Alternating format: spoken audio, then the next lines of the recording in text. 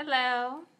Hopefully the connection will stay strong and active throughout this live broadcast. I want to say thank you to each and every one of you for always being with me here on Sundays. Thank you so much for joining. Thank you for your shares. Oh my gosh, I saw a lot of shares the last time that, it just really warmed my heart. Thank you for sharing. Thank you so very much for always being here. It's like I was saying, it's a little cold in Delaware today, but it's a beautiful Sunday. When you start the day with Jesus, it just gets sweeter and sweeter and sweeter and sweeter as you go, no matter what the weather says. So I'm hoping that as we join, we find ourselves a little cozy spot. I'm in my little cozy spot right now with a little blanket on my feet because it's a little cold. And as you can see, I'm wearing something with no arms as well, so that can make it a little colder for me. But I try to keep it as warm as possible for a long time. And then anyway, let's just get to what we're doing today. Thank you so much for joining. If you've joined, please just say hello in the chat so I can say hello to you. I see the numbers going up, but sometimes I just don't know who has joined. So if you've joined, just say hello and I can at least say a little hi to you before we get going. Today we're going to be starting a new series and I am so pumped about this one. It's titled, I'm Hurt and Somebody Has to Pay. I'm hurt and somebody has to pay. Isn't that how we feel when we feel offended, hurt, when we go through issues with people or have problems just throughout life? Thank you so much, YA, for joining. Thank you so much. This is the first time you're on. Mwah, mwah, mwah. Thank you. I really appreciate you. Badaru, thank you so much for joining. I appreciate you guys. Thank you so very much. And all the other people that are joining, again, I just want you to say hi in the chat or something so that I can see you. If not, it's okay. As long as you can gain something from what we're sharing today, it's all good. Thank you, Chelsea, for joining. Thank you so much. God bless you all. God bless you. God bless you over and over again. Like I was saying, we're talking about I'm hurting. Someone has to pay. And that's how we feel when we go through hurt. That's how we feel when things just don't go our way. When offenses come, that's how we feel. And usually we want the other person to hurt, right? Because they're the ones that has come and kind of troubled the waters in our world. But it all doesn't always go that way. But I'll go back, I'll retrack a little bit and just talk through, maybe I should start by saying life in general, life is all about relationships. Life in general, we're relating, throughout this journey called life, we're relating and relating with people, relating with things. We're relating with God. We have in a relationship with other people around us, our friends, our family, our spouses, our children, our parents, and all the other people that God has put around us. It's all about relationship. We have a relationship with ourselves. We have relationships with things, tangible, intangible things. There's relationship. Life is about relating and relationship and relating to other people and other things around us in general. However, you see, with relationship, there are some things that are inevitable, kind of like death. Death is an inevitable occurrence. If you live, something will happen eventually, and you will die. That's just everybody. So, in relationships, there are some things that are just inevitable. They kind of just always happen, not because we want them to happen, not because we are seeking for them to happen. Thank you, Marcia, for joining. I really appreciate you. God bless you. Not because we're seeking for them to happen, but because they're just part and parcel of relationships. One of those things is offenses. They are part and parcel of relationships. They are going to happen. As a matter of fact, I like to say they cannot not happen. They cannot not happen. And in the law of English, two nots will cancel each other and you would be able to say they can. They will always happen because you have two people or three people, at least more than one person. Even in a relationship with yourself, you can be offended by something you did. Oh, darn it, I wish I didn't do that. Oh, I should be better. I should be smarter next time. We say things like that to ourselves many, many times because something happened, and in that relation or in that relationship, we found an offense. Something has happened somewhere along the line and we're offended. So offenses are an inevitable part of relationships, and it's a wise move for us to learn to deal with these inevitable things. Kind of like I said earlier. Thank you, Tony Aviola, for joining. Thank you very much. God bless you.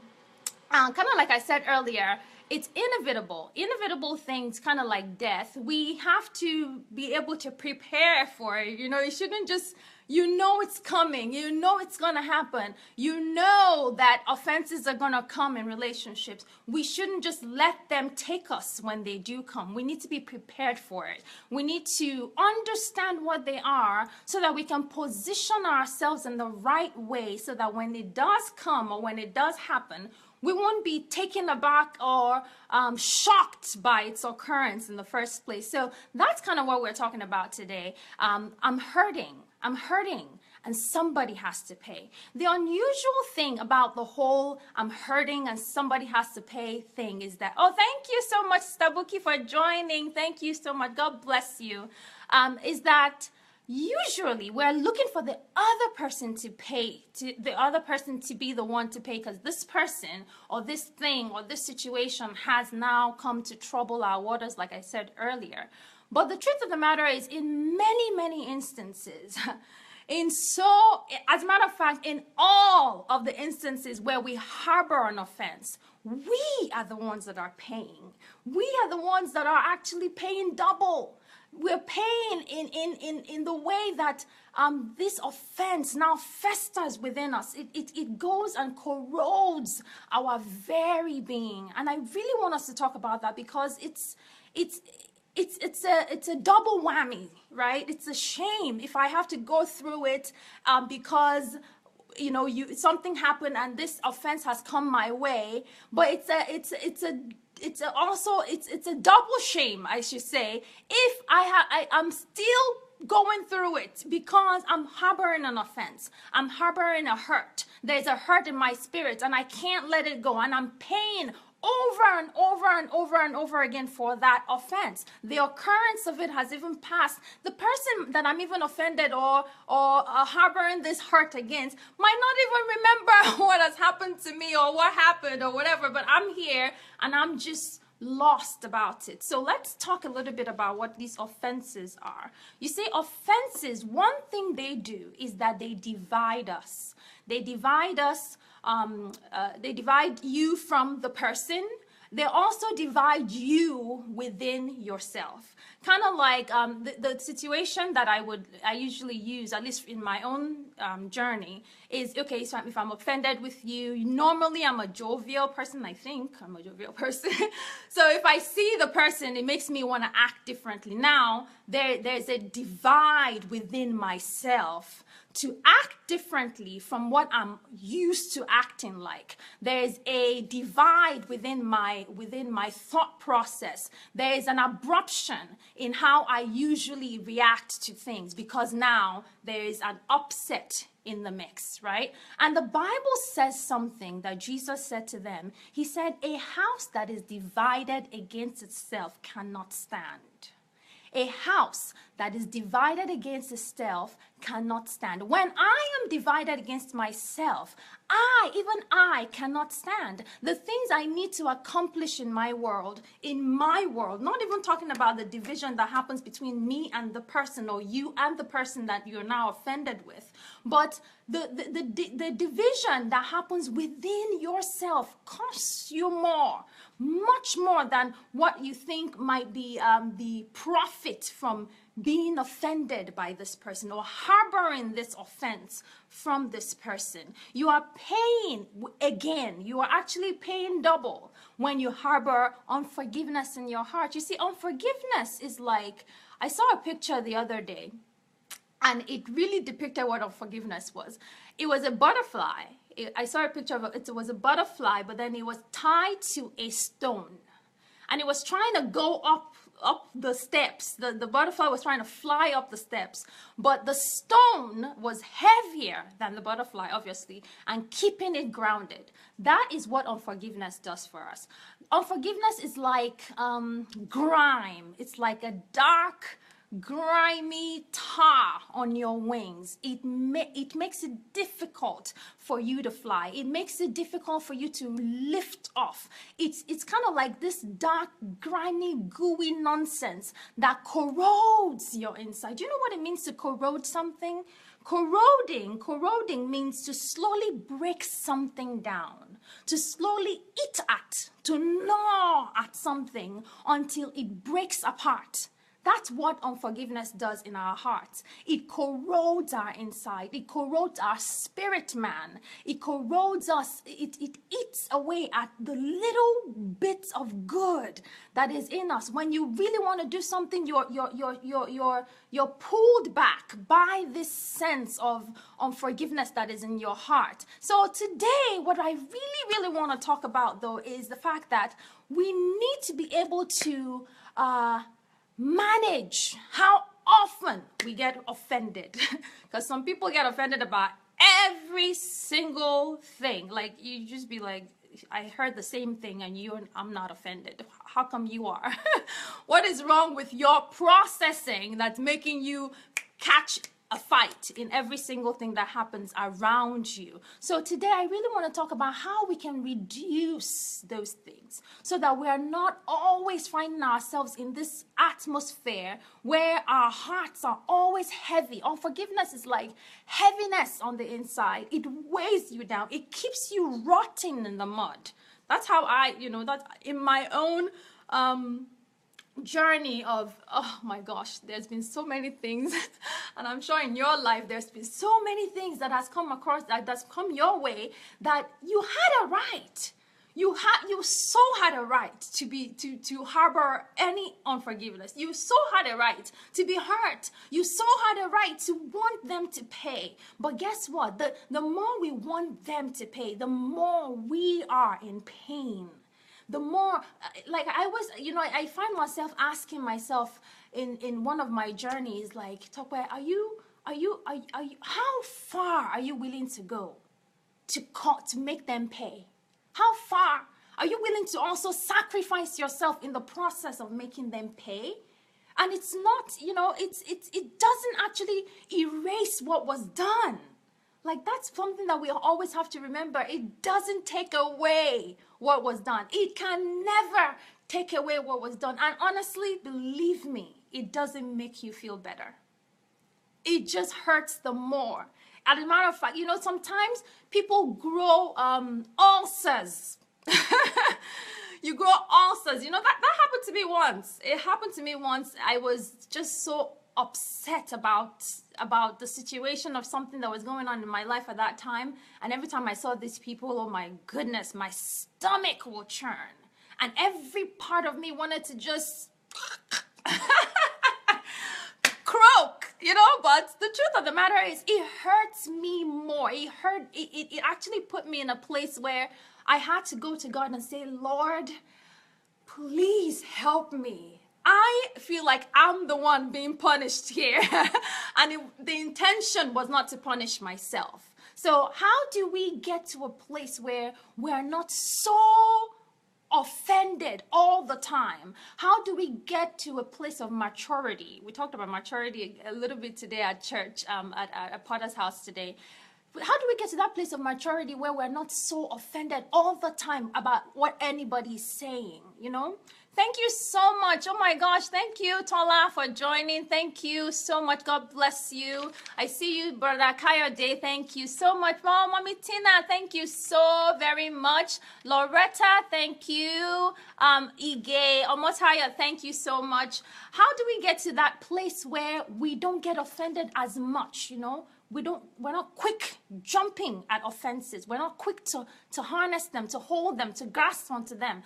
One thing that we need to do, like everybody needs to do this, one major thing that we need to make sure that we are doing all the time to reduce offenses, to reduce the rate at which we do get offended, is to stop reading meaning into everything. Stop it. Like, stop reading meaning into everything. It does, just take it as face value. Stop oh, I know what she meant. No, you don't. No, you, as a matter of fact, you don't want to know what she meant. You don't want to know what they meant. You just want to take things at face value. Take it for what it is. Take it as the nonchalant word that came out of their mouth. Just take it as, nothing more. Don't try to read meaning into what people are saying. Don't try to put words that was not there in the conversation into it. Nigerians do that a lot. I'm Nigerian, by the way, but we have this thing called reading between the lines. Whew! We were born with it, trained by it. We know we can read between the lines that are between the lines. And you didn't even see those ones. We can read between the lines of invisible lines. We can read between what you said and what you didn't say, and the things that you meant to say that you didn't say. We can read all of that and put it together and come up with what we think is the complete thing of what you're saying. And that is not right. It actually makes us hurt. It actually makes us, it entangles us. The Bible says if you are in a battle, you won't entangle yourself. You won't entangle yourself with hurts, with pain, with unnecessary things. Help me, God. Yes. Thank you. Thank you, Iowa, for joining. God needs to help us because we cannot go on just reading meaning upon meaning into anything anybody says. Stop reading meaning into other people's conversations with you. And then you'll be able to see that you would get offended less. You will get offended less, my friends. I'm telling you. Number 2 thing, give everyone room. Oh my goodness. Give everyone room. I put a post on like maybe a month ago. It just hit me and I posted it on there and I'm going to read it. It says, give everyone room to mess up so that when they do, you won't be disappointed. And if they don't, you will be impressed that they didn't. Give them room to mess up. As a matter of fact, you included, give yourself room to mess up. Give people room to mess up. So that, you see my choice of words? When they mess up. Because, like I said to you, it is inevitable. It cannot not happen in a relationship. It cannot not happen as we walk through this life. It cannot not happen as we journey through this world that we will not have offenses. It cannot not happen. But if you give people room to mess up, you're not so rigid with, oh, this is how they should treat me. This is how you should treat them. This is how blah, blah, blah. Give them room to mess up so that when they do mess up, you will not be disappointed. You already give them leeway. You already give them leeway. And if indeed they do not mess up, you will be impressed with them. You would say, wow, this person is really cool. After all, and you'll be pleasantly surprised by who they are. Give people room. Stop reading meaning into things. Give people room to mess up. Number 3, always make excuses for others. Today, we talked about not allowing excuses for ourselves, because some of these excuses that we come up with are just excuses not to do certain things in our lives. But for others, always make excuses for them. You know, one of the excuses that I always make for people that just makes things just fizzle out. Again, I didn't learn it overnight. Believe me, I've had my own share of days of harboring unforgiveness. Oh, there was actually one. There was a big one that happened. And that big one taught me so many things. And I remember one particular day, I locked myself in my room and I was like, Lord, kind of like Jacob, bless me today, or just take my life, because I can't keep going like this. And sometimes we have to get to that place. We have to get to that place with the grittiness that is in our hearts and say, Lord, I just don't want to keep doing this. Help me. Number 3, like I said, always make excuses for them. Always make excuses. The one excuse that I always make for people is they cannot do what they don't know. Including me and you, we cannot do what we don't know. What we do is just it just shows you what we know. So if they don't know better, they cannot do better. If they don't know better, they cannot do better. And if you can make an excuse for them so that you will be free of the grit, of the grime, of the gooey nonsense that unforgiveness now becomes in your heart, you are better for the experience, my dears. You are better for it. You are better for it. Always make excuses for them. Always make excuses for them. They can't do more than they know. People cannot do more than they know. That's why I'm always about growing. Let's grow together so we can do better. If we know better and we understand better, then we can begin to do better. If we don't know, there's no way to do better. And so that's number 3. Number 4, this one I always pray. This is actually one of my all-time prayers. God, give me the grace to extend the grace that you've given me to other people. Extend the grace that God has given you to others. Extend it to other people. Please, how would you want to be treated in this situation?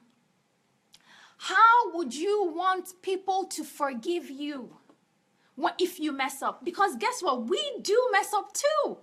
We do mess up. I'll ever share something very personal with you guys. I think I've shared it with a couple of people, but anyway, my life is always an open book anyway. So there was a day, there was a friend at work, and he's been saying, oh, your name sounds familiar, your name sounds familiar.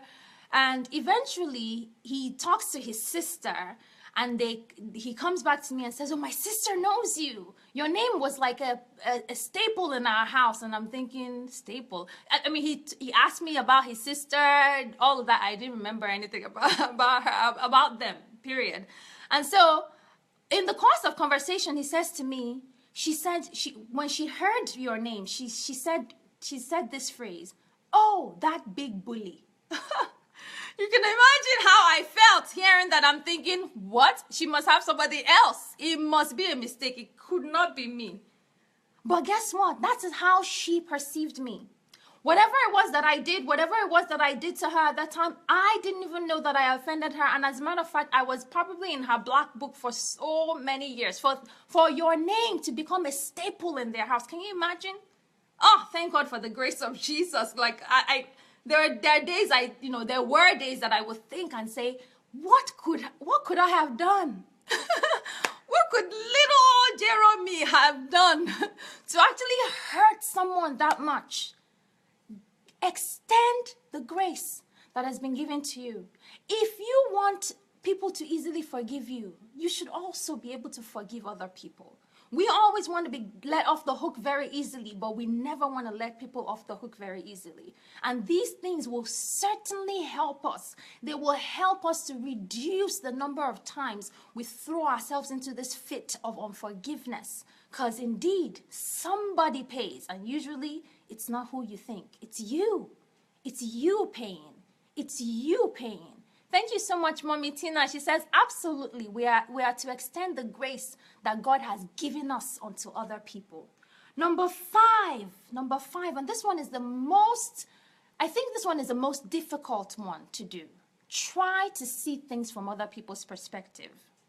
The world, unfortunately, the world does not revolve around us alone. It is not about you and you and me and me and me and me alone. Even though all of us do it, we're very myopic. Everything is about us and how the world revolves around us. Sometimes being able to see things from other people's perspective will help you understand why they did what they did. And all you need is just anything to let yourself off the hook of this getting into an offensive situation where you now start harboring hurt in your heart. Please make any excuse for yourself when it comes to that. Find any way to get out of it. Find any and every way to get out of it. We all perceive life through our own lenses only. And we know what we know We care about what we care about. We only want what we want, but we rarely take things in from the other person's perspective. And all I'm saying is when we do this, it will help our lives. It will help how many times we find ourselves down this road of forgiveness. Every day we are finding ourselves in a place where we have to forgive a new person. Oh, the other day it was this woman that stepped on my toes. Oh, the other night it was this woman that pinched my arm. Oh, the other day it was the man that scratched my car. It doesn't matter. You know the funny thing, somebody said to me once, he said, if you squeeze a man, whatever is inside him comes out. The reason why you are responding like that is whatever is inside you that's coming out. Whatever, the anger that's inside you, that's what's coming out when people squeeze you. When you squeeze a man, I think it's actually a quote, probably a very famous quote, but I have to find who actually wrote that. When you squeeze a man, whatever is inside him comes out. If it's love that's inside him, love is what comes out. If it's hate that's inside him, hate is what comes out. So everything around us, we relate to it from our own perspective, and we need to be able to help ourselves in these issues of offenses because they will happen. They are bound to happen. They cannot not happen. Like I keep saying, they have to happen. They are part of it because God also has a hand in why they happen. They happen to sharpen you. When offenses happen, it helps you see things from a different angle. It helps you see what is inside you. Remember I said when you squeeze a man, what is inside him comes out? When you squeeze a man, when you squeeze people in a certain situation, when a situation squeezes you, when a circumstance offends you, what is inside you comes out. And the wise will see what comes out and begin to work on it if it's not something good. If it's not something good, you begin to work on it. You begin to, you pay attention, a little bit more conscious about how you are living and expressing your own world and actually living out your life, making sure that you're not just running around upset with everybody, upset with the world, upset with yourself, and like I said earlier, in every relationship, we can find offenses. Some people are upset with God, and I always say to them, you're on your own. You're on your own because, seriously, you're upset with the Almighty. Okay, yeah, you're gonna be good. You need to go to him for that one because I don't even have any advice for you. No, I'm joking, but at least in those cases you would need to go and settle it with him. There is no jury or no judge that's going to help you take this case. You need him to take the case on your behalf. When we have offenses, especially with friends, I think that's the relationship that is most offense prone. Offense prone. Your friend says something and you call yourself friends, but you're easily flaring up. Somebody that's not even your friend says something, you're easily flaring up. We need to pay attention to how we're dealing with these things and make sure that we're dealing with them appropriately. I want to quickly talk about how to begin to look at these things called offense. I want you to look at them a little differently. First of all, I've mentioned making sure that we see them from an angle of how does it make me grow? How does it make me grow? The other thing that I want us to always remember is offenses, they are too costly. They cost us way more than we thought we were getting into when we get into it. Like I said to you, people develop like physical ailment from unforgiveness. They develop ulcers because their stomach, the acid level in their stomach is always high.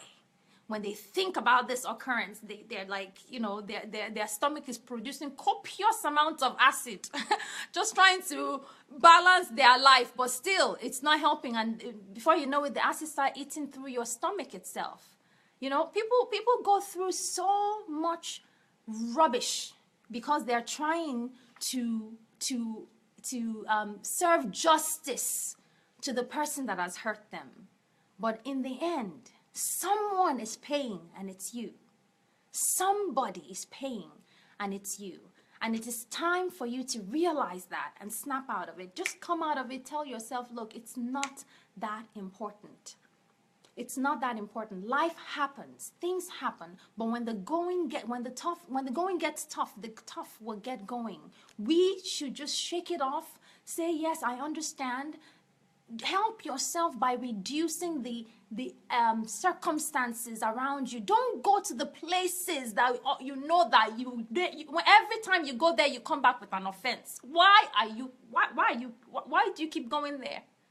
Why? What are you doing? What are you doing there? You know, there was a time I noticed that there's certain parties that when I go there, definitely I will come home with some offense or the other. And I decided, you know what, before they kill me, I will make sure that I check myself and I don't go to those. You can call me from now to tomorrow. You can call me antisocial. That is your own headache.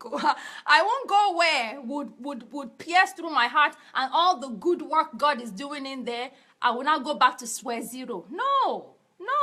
And the truth of the matter is, because some people are just, you see, hurt people, period. That's just it. And because they are hurt and they don't even know how to deal with what's going on in their hearts. They don't know how to, they don't know how to love. They don't know how to relate to you the way you should be related to, because they are going through so much hurt. And that brings me to number 6 of what I was saying earlier. Number 5, try to see things from their perspective. When you see things from their perspective, you will see that they are just hurting. And because a hurting person is trying to hurt you, you will probably laugh about it and say, you know what? This is their cross, not really mine. And I'm not going to allow them rub off on me. So in the very first topic on this series, I'm hurting, someone has to pay. If you don't take anything out of this, I want you to understand that very rarely true, somebody pays, but usually it's you. And we have to be smarter than that. We can no longer pay for other people's choices over our lives. We can no longer pay because they chose another, a less glorious way to deal with something, and we're the ones perpetuating the hurt and we keep on going back into that place because we won't let the scab heal. And it's just so important for us to remember that and always live our lives conscious of what we're doing. I want to say thank you all for joining today. Again, I want to thank you all for always sharing. Please share this video. It's important. So many people out there are just like, they just fly off the handle in every single moment because they don't know how to deal with what is going on. It will help if they can start practicing some of these steps that we shared already. Just make sure that you're not subjecting yourself to some of these situations, and you'll be amazed how offenses will reduce in your life. Thank you so much for joining. I see you all. Ngozi, Eboru, Wadiale, I see you. Thank you so much. Shenwa Bajalu, I see you. Thank you so very much. I love you. Damilare, thank you so much for joining. Thank you so very much. God bless you. Oluremi Oshinubi, thank you so much. I appreciate you. Don Harry, thank you.